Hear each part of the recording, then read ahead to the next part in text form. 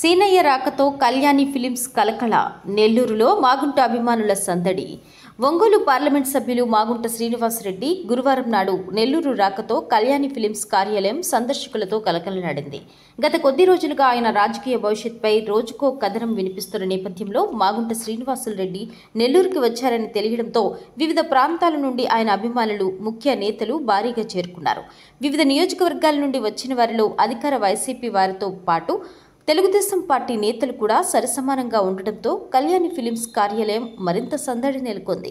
ఈ సందర్భంగా పలువురు ఆయన రాజకీయ భవిష్యత్పై ప్రశ్నించగా శ్రీనివాసరెడ్డి తనదైన శైలిలో నవ్వుతూ అందరికీ చెప్పి మంచి నిర్ణయమే ఉంటుందని దాటవేశారు.